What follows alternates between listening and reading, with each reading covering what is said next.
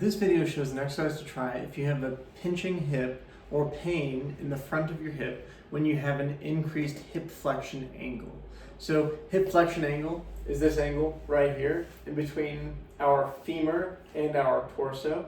So basically individuals that bring their knee up like this and then feel a pinching and painful sensation here in their hip, okay? So with this exercise, you need to have a nice table or a chair with maybe a little bit of cushion on top. Sometimes a stiffer mattress can help, but if it's an extremely soft mattress, then that can be a little bit counterproductive for us. So how you begin this exercise is by standing up and then bringing the shin onto the table like so.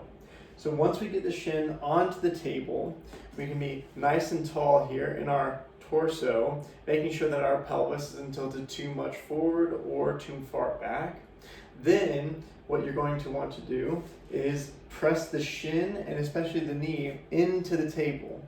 And as you do that, you don't want to have any of this excessive tilting of the pelvis or anything like that.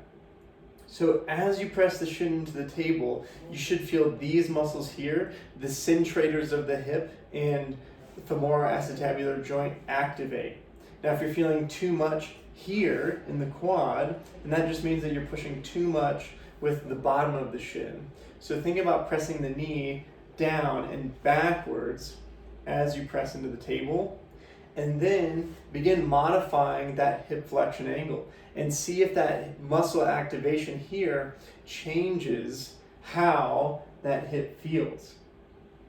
So activating by pressing the knee into the table and then sinking forwards like so, and you'll find that you can get a much higher hip flexion angle as you press the knee into the table because these muscles are a little bit more activated. So messing around with different variables of this exercise would include messing around with pressing while increasing that hip flexion angle, moving into that hip flexion angle and then pressing downwards. You can actually even think about rotating the knee out a little bit as you go down. With all of these, we want to feel the same activation in these posterior lateral hip muscles. You can even think about bringing the foot this way, and that will also help externally rotate that femur, which can sometimes bring people a significant amount of relief, especially as we increase that hip flexion angle. Good. And what you want to notice is getting a little bit more and more depth with that hip flexion angle as you perform this exercise over time.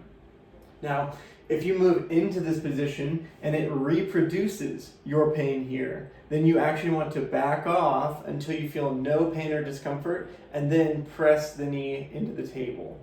So we want to make sure that we're doing this in a non-painful manner so that we're not exacerbating any symptoms or inflammatory processes that are occurring here. So remember, we're getting muscle activation, a little bit of strengthening movement prep kind of exercise without increasing symptoms in the front of the hip. We hope this exercise is helpful for you, and we hope you have a great day.